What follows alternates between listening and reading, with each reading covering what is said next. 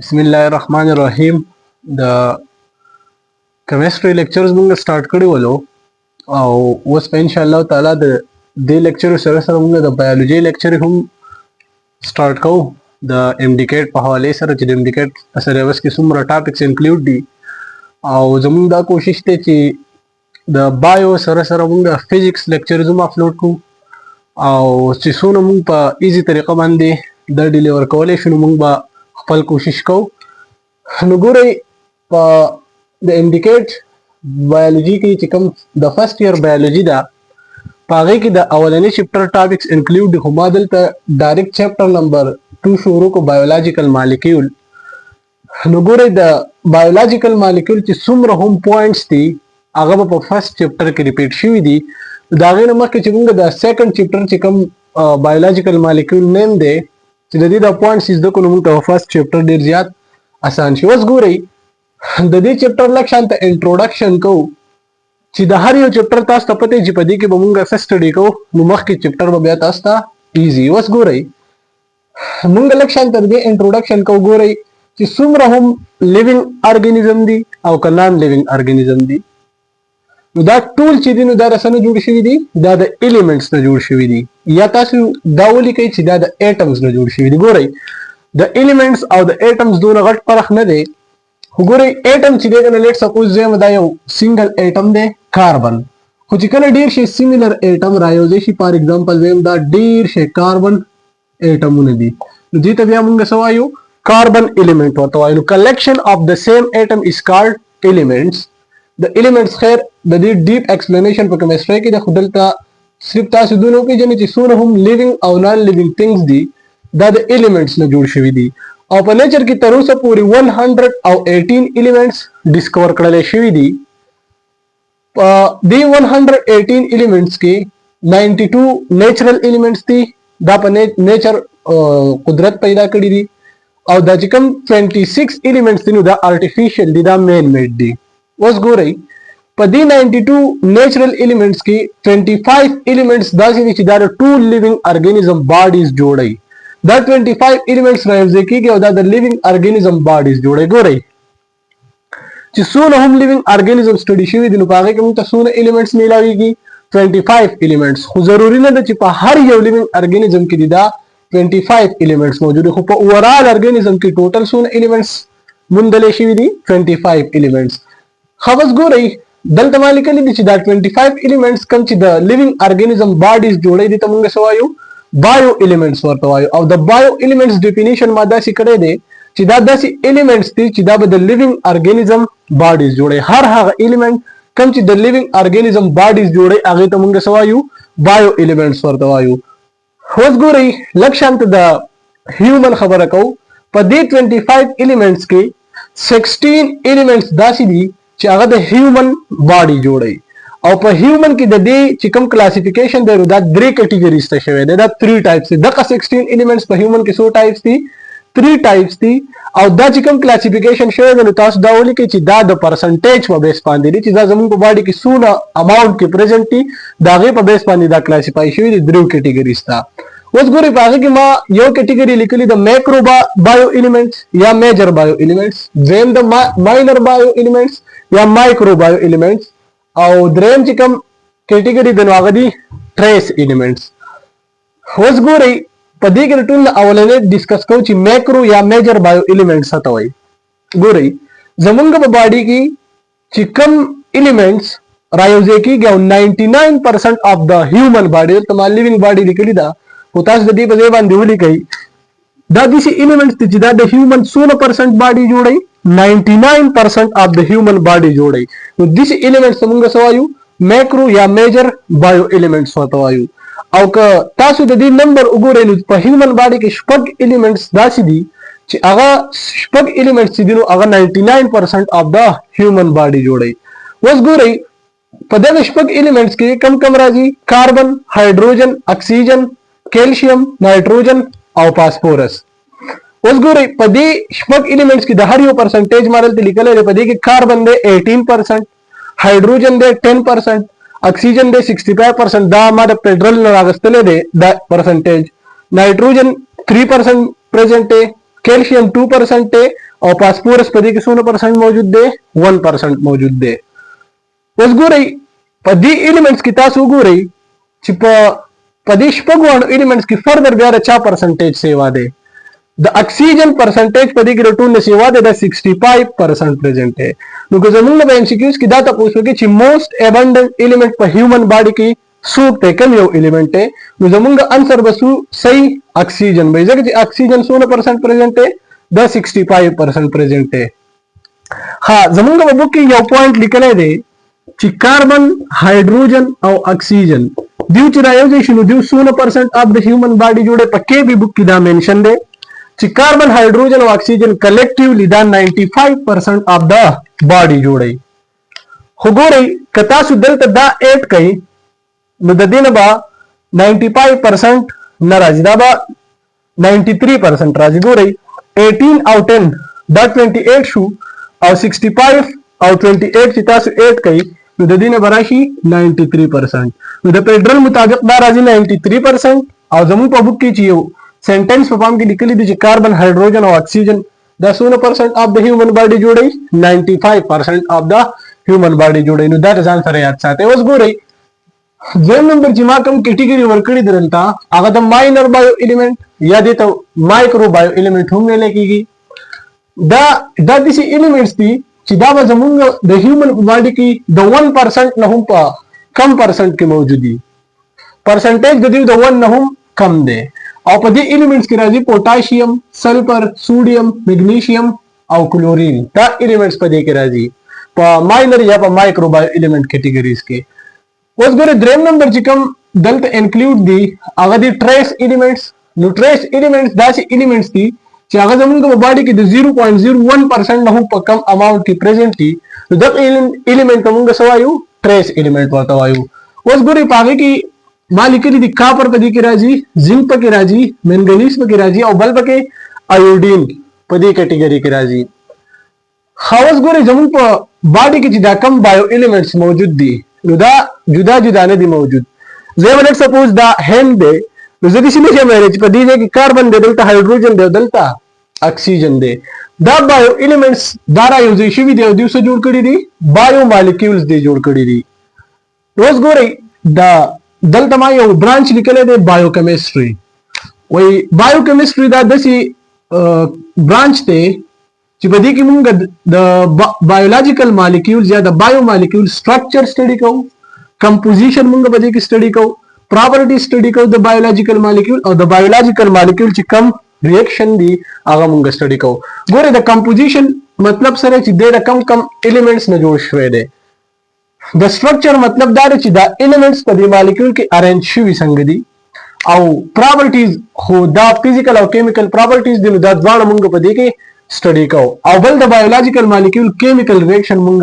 په بایو کیمستري کې موږ سټډي کوو. اوس ګورئ دلته دا بایو ایلیمنټ چې رايوځای کېږي بایو مالیکیول جوړوي نو ما لږ شانته د بایو مالیکیول کلاسیفیکیشن کړی دی. زمونږ په باډي کې دوه قسم بایو مالیکیولز موجود دي.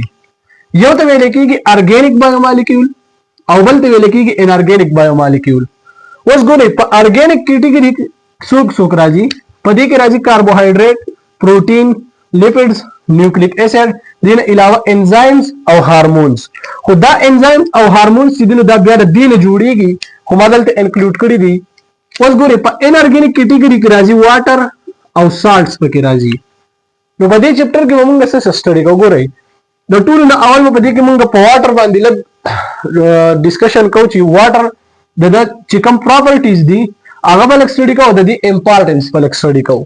بیا په دې کې موږ په دې ارګینیک کیټګوري کې به کاربوهایډریټ سټډي کوو، پروټین به سټډي کوو، لیپډز به سټډي کوو او نیوکلیک ایسډ به په دې کې موږ سټډي کوو.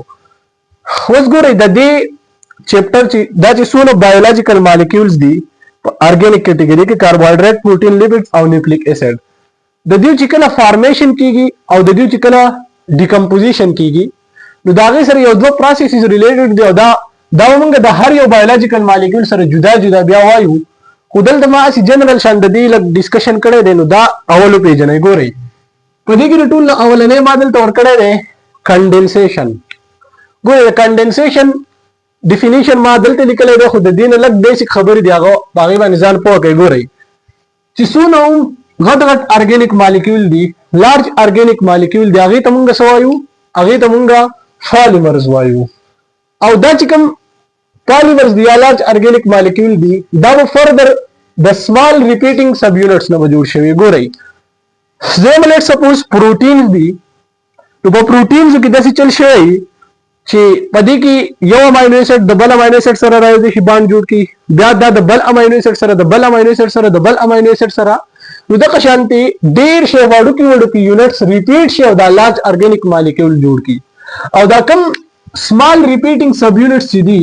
نو دې لمونږ د سنې ورکړې ده دې لمونږ د مان ورنه ورکړې ده چې کم سنگل یونټس دي هغه ته مونږ مان وایو د مان مطلب دی 1 او د مر مطلب دی یونټ د پالی مطلب دی مینی او د مر مطلب دی یونټ اوس ګورئ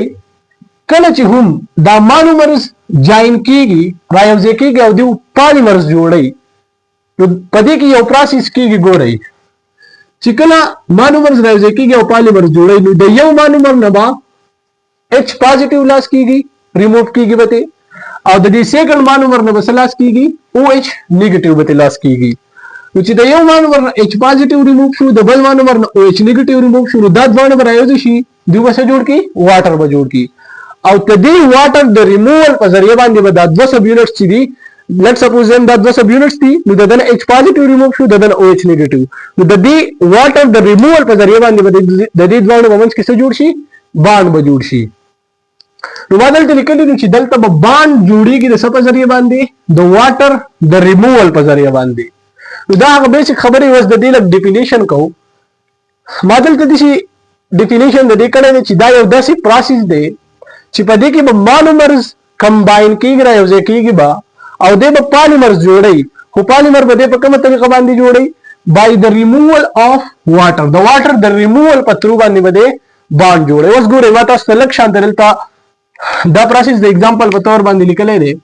ګورئ یو امینو اسید او بل امینو اسید مانومرز دي د پروټینز زمونږ سپوز دا یو امینو اسید او دا بل امینو اسید دیو د یو بل سره راځي کیږي د دیو په منځ کې چې کله باند جوړیږي نو دیو بس د دې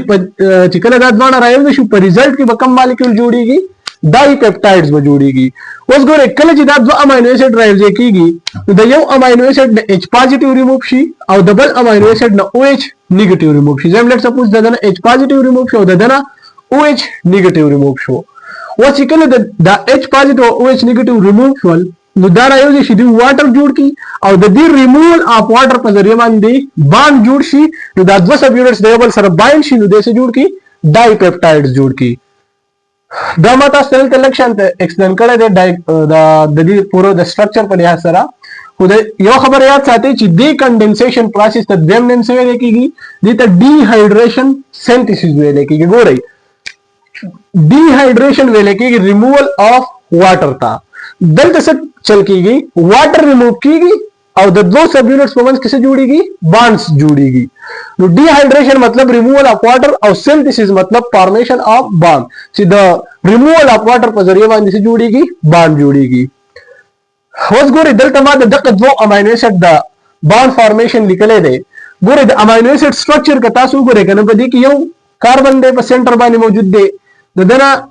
څلور گروپس د اٹیچ شي یو هایدروجن دی یو الکایل گروپ دی یو امینو گروپ دی یو دا کاربوکسل گروپ دی دا یو امینو اسید سټرکچر شو دا یو امینو اسید سټرکچر شو او دلته ما دویم امینو اسید لیکل دا کاربن دی نو الکایل گروپ هایدروجن کاربوکسل گروپ او دا NH2 ما لک شانت په دې ځکه ایکسپلین کړی دی د دغه بانډز لپاره اوس ګورئ کله چې د دې دوه په منځ کې باند جوړیږي نو د دې یو امینو اسید چې دا کم کاربوکسل گروپ دی دغه دا OH ریموو شي او د بل امینو اسید چې د امینو گروپ سره چې کوم هایدروجن دی دا د یو امینو اسید نه دا OH گروپ ریموو شو او د بل امینو اسید نه دا H گروپ ریموو شو کله چې دا د دې ځینې ریموو شول نو دوی خو راځي چې دوی واټر جوړ کی اوس ګورئ د دې ځینې چې دا OH ریموو شو او د دې ځینې چې دا H ریموو شو نو ګورئ دا C ډبل بانډ O دی او دغه دا نایټروجن دی نو د دې کاربن او د نایټروجن په منځ کې باند جوړ شو د کاربن او د نایټروجن په منځ کې څه جوړ شو باند جوړ شو خو په کومه طریقه دغه OH ریموو شو او دغه H ریموو شو او دا باقی سټرکچر شو نو ګورئ د واټر د ریموول په ذریعہ باندې څه جوړ شو باند جوړ شو نو this process is called condensation or dehydration synthesis वस लक्षांत the hydrolysis को बारे खान वस गो रही दल तमा द कंडेंसेशन चिकम अपोजिट प्रोसेस दे हाइड्रोलिसिस मादल ते निकले दे नुलक द हाइड्रोलिसिस को बारे की खबरें को गोरे पदे हाइड्रोलिसिस के कता सुदी टर्म्स तो गोरे यो दे हाइड्रो और बल दे लाइसिस नु गोरे पदे की द हाइड्रो मतलब दे वाटर और द लाइसिस मतलब दे ब्रेकडाउन गोरे द हाइड्रोलिसिस मतलब दाले दे डेफिनेशन में दे कोले शु चिदा यो दसी प्रोसेस दे चिपागे की मद पॉलीमर्स ब्रेकडाउन कीगी मोनोमर्स था खुद कले द पॉलीमर्स ब्रेकडाउन मोनोमर्स था कीगी नु द वाटर द एडिशन पर जरिए बांधी कीगी गोरे पा कंडेंसेशन प्रोसेस की मुंगे दा हुई ची लेट सपोज दा दो जुदा जुदा सब यूनिट्स थी ची दिउ कले द योबल सरा रायोजे कीगी बांध जोड़ई नु द दिउ ने वाटर रिमूव कीगी का फर्ज के जदा दो सब यूनिट्स वस द योबल ने जुदा कवल वाड़म नु ची दा जदा योबल ने जुदा कोम नु दी त बजो वापस से कोमा वाटर बोरते कोमा और दी चिकन द दो सब यूनिट्स या द पॉलीमर्स द दी ब्रेकडाउन की ओडू ओडू सब यूनिट्स था खुद एडिशन ऑफ वाटर पर जरिए बांधी नु दी प्रोसेस तमंग सवायु हाइड्रोलिसिस वर्तवायु खदल तमानी के दी ची दा condensation opposite process they the condensation opposite process जक दे ची अल्तम द वाटर द रिमूवल पर जरिए बांधी दा वाड़ा यूनिट्स रह जे के दल घट पॉलीमर्स बे जोड़वल और बदी के बाद वाटर द एडिशन पर जरिए बांधी दा पॉलीमर्स द चिकम वाड़ा सब यूनिट्स राइजेशन दु बदेबल ने जुदा की सिंपल यूनिट्स पर जोड़ई उधर कंडेंसेशन अपोजिट प्रोसेस दे वस गुरे अल्तम मंगवी ची द यो मोनोमर न H पॉजिटिव लास कीगी और डबल मोनोमर न OH नेगेटिव लास कीगी दल तमा दा उल्टे यो मोनोमर तब H पॉजिटिव एड शी ची कम यो मोनोमर न H पॉजिटिव रिमूव शे हो अगर तब H पॉजिटिव एड शी और ची द कम यो मोनोमर न OH नेगेटिव रिमूव शे हो नो अगर तब OH नेगेटिव एड शी नु ची H पॉजिटिव और OH नेगेटिव एड शी नु मतलब दी तो वाटर एड शू और दी वाटर द एडिशन पर जरिए बांधी बर दी द बॉन्ड सोशी ब्रेकडाउन बोशी गोरे अका एग्जांपल ता सुदल तो होली कही ची let suppose the dipeptides दी बदी की सुन अमाइनो एसिड दी दो अमाइनो एसिड दी ची दी अमाइनो डाई पेप्टाइड्स तम वाटर एड कल नु ची द कम अमाइनो एसिड ना H पॉजिटिव रिमूव शो अगर तब H पॉजिटिव एड शी और ची द कम यो अमाइनो एसिड ना OH नेगेटिव रिमूव शो अगर तब OH नेगेटिव एड शी तो पर रिजल्ट की बसोशी दा डाई पेप्टाइड्स बसु अमाइनो एसिड तमाची दा बदो अमाइनो एसिड तमाची वाटर वाटर एड शू और दा चिकम डाई पेप्टाइड दे दी दो मोनोमर्स अमाइनो एसिड तमाचो उदे प्रोसेस तमंग सोयु हाइड्रोलिसिस वर्तो वस गुरे लक्ष्यांत वाटर स्टडी कोची द वाटर प्रॉपर्टीज दल चिकम बुक के इंक्लूड दिदा अलग डिस्कस को गोरे दल मालिक्यूल दिची the two the most important biological molecule सूक्ते अगदे वाटर गोरे द वाटर द इंपॉर्टेंस पता बस तासु त द प्रॉपर्टीज ने लगी दा सोन इंपॉर्टेंट ते का वाटर नवे नु मुक्त बस सब प्रॉब्लम्स वल नु गोरे इधर यो भी निकले दे दार टू ने ज्यादा इंपॉर्टेंट बायोलॉजिकल मालिक्यूल दे बल में निकले दे मोस्ट एबंडेंट हम दे जमंग पा बॉडीज की जो टू ने ज्यादा कम बायो मालिक्यूल मौजूद दे नो सूक्ते अगदे वाटर गोरे पा प्लेनेट अर्थ बांधी कता सु द वाटर कंसंट्रेशन उगोरे नो अगदे 3/4 मतलब दादे कजदा पूरा अर्थ द 4 पार्ट्स तो डिवाइड कम तो बदी 4 पार्ट्स की बा द 3 पार्ट्स सही द वाटरी और द बाकी चिकम यो पार्ट पाती शुभ द सही द वाटर नहीं द सिंपल लेनी तो गोरे द 3 पार्ट्स सीधी द वाटर दी द 3/4 मतलब द कले या द 17 वाले 75% पूरे वाटर चीजन द अर्थ वाले मौजूद दी खाजमु को बुक की लिखरी दी कि पर लिविंग बॉडीज की बा 17 वाखला और द 90% पूरे वाटर मौजूद दा जमु पर के भी बुक की लिखले शी दी वस गोरे जमन पर के भी बुक की दायो पॉइंट तुम निकले ने वो एक फर्ज को प्रोटोप्लाज्म की 10% ड्रॉप रह गए वाटर की द वाटर कंसंट्रेशन 10% कम शो तो वही दक असिल चीजें उदा डाई की दे खत्मी की द वाटर दोनों इंपॉर्टेंस देकर 10% हम पदी के कमेर आ गए तो दक असिल चीजें दे व्यापल फंक्शन चीजें आगने से परफॉर्म कॉल है वस गोरे दल तमारा फेडरल बुक ने सू पॉइंट्स राग इस्तेली दी वही पब्रेन सिल की वसूल वाटर मौजूदी द 85 नवाखला और द 90% पूरे और पर सीड्स और पर बुन्स की बा 20% वाटर मौजूद दी او دا ټوټل سیلونه چې موږ وګورو نو دا به کې لوویست اماونت یو سیل دی چې په هغه کې دا ټولو نه څه دي لوویست اماونت اف واټر موجود دي 20% چې نو دا لوویست اماونت اف واټر دي چې دا په یو سیل کې موجود دي او د دې علاوه دلته لیکلي دي چې په جیلی فش کې به 99% واټر موجود دي نو د ټولو نه زیات واټر چې دی نو هغه په دې جیلی فش کې موجود دي او لوویست اماونت چې دی نو هغه 20% دی او دا په چا کې موجود دي په سیډز او په بونز کې موجود دي اوس ګورئ دلته لږ شانته د واټر پراپرټي سټډي کوو چې د واټر کم پراپرټیز هم کو بوک کې ورکړل شوی دي په هغه کې د ټولو نه اولنې ورکړی دی پولر نیچر نو ګورئ ما دلته لیکلي دي چې واټر څه دی دا یو پولر مالیکول دی او پولر مالیکول د دې به ان شاء الله تعالی په کیمستري په 3rd چپټر کې کیمیکل بانډینګ کې به موږ الته دا په ډیټیل سره وایو پولر مالیکول هر هغه مالیکول ته ویل کېږي چې په هغه کې په یو اند باندې پارشل نیگیټیو چارج موجودي او په بل اند باندې څه موجودي پارشل پازیټیو چارج موجودي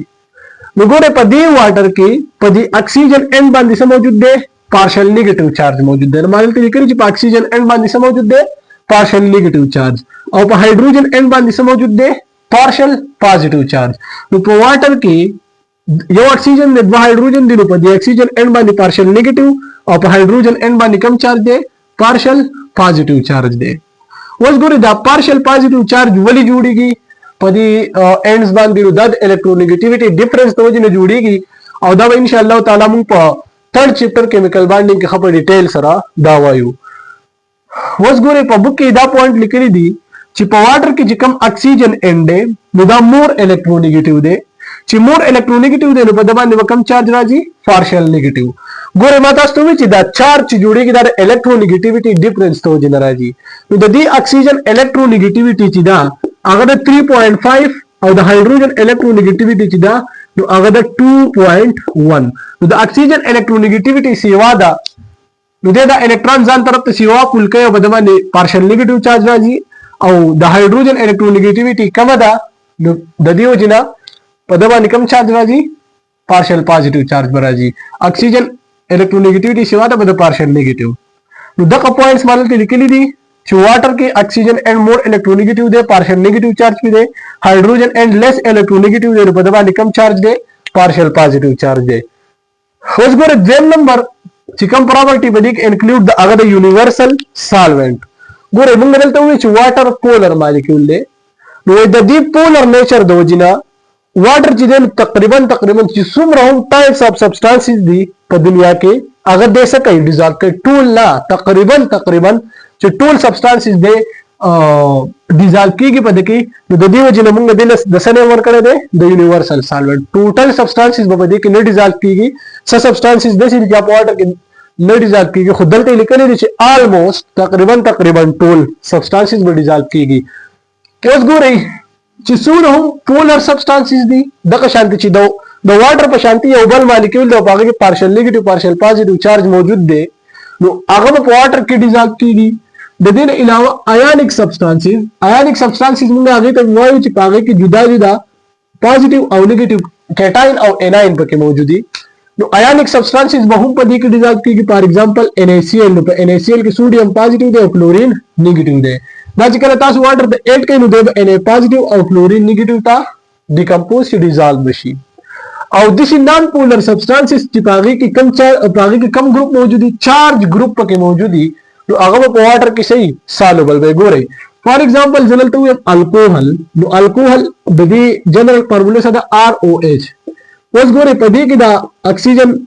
پارشل نیگیټیو او هایدروجن پارشل پازیټیو نو په دې کې دا چارج ګروپ موجود دی نو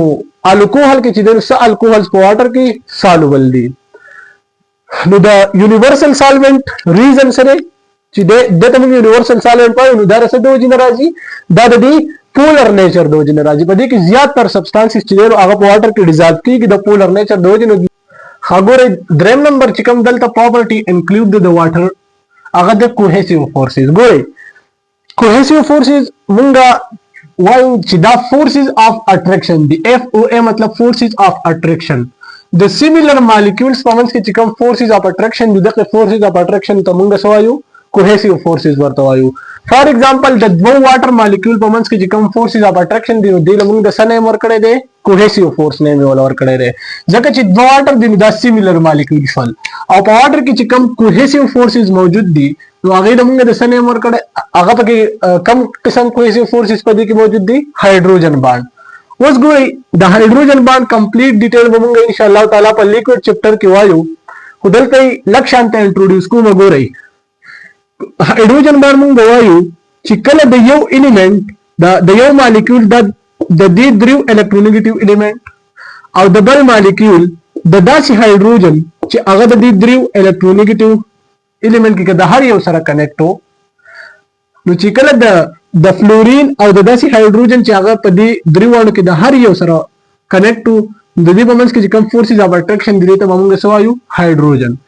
که د یو مالیکول د اکسیجن او د بل مالیکول د داسې هایدروجن چې هغه په دې کې د هر یو سره کنیکټ وو د دې په منځ کې فورسز اف اټریکشن ورنه دي ته موږ څه وایو هایدروجن باند. که فرض کړه د یو مالیکول نایټروجن او د بل مالیکول داسې هایدروجن چې په هغه کې دا هایدروجن د any of these three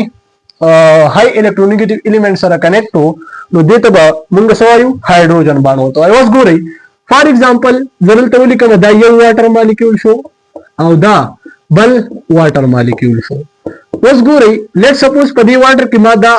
اکسیجن دا یو مالیکول کې هاي الکترونیګیټیو الیمنت راغی او په بل مالیکول کې دا هایدروجن دی خو دا هایدروجن د چا سره کنیکټ دی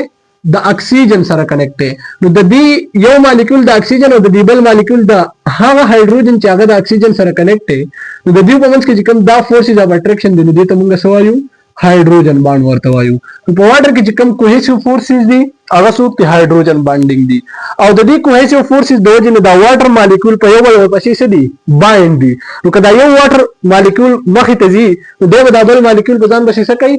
راکاږي به په ځان پسې